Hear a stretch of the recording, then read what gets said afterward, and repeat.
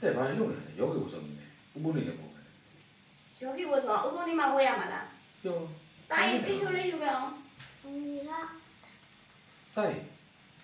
ပြမမပါနဲ့စိတ်ဆိုးနေဘာဖြစ်နေလဲမသိဘာဖြစ်နေတော့မင်း ဘာဖြစ်လို့လဲဘာမှဖြစ်ဘူးလေ ဟဲ့မင်းဘာဖြစ်ဘူးလားဟုတ်ပါဘူးမင်းဘာဖြစ်နေလဲ ဘာဖြစ်နေရလဲမသိဘူးလားစိတ်တို့နေရလေ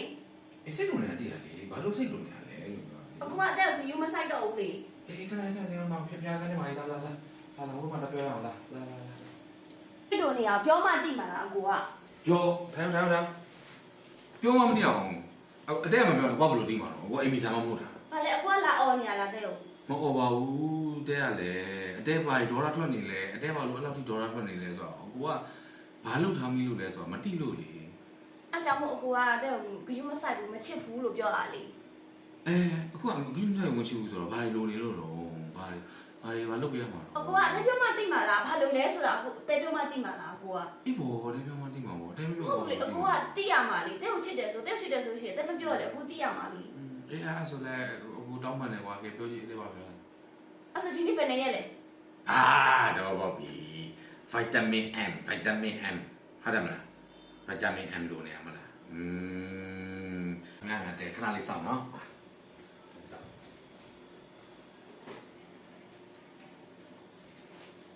ယော ဒါလေးကဘယ်လိုလောက်မှာလဲ အဲ့တော့လေလားမင်းရဲ့ဗီတာမင် M ချို့တဲ့ယောဂကြီးရလဲကြီးလိုက်တာ ကြည့်အောင်ဒါလေးနဲ့ဘယ်လိုလောက်မှာလဲလောက်ဘူး အေးပါရောအဲ့ဆိုလဲရော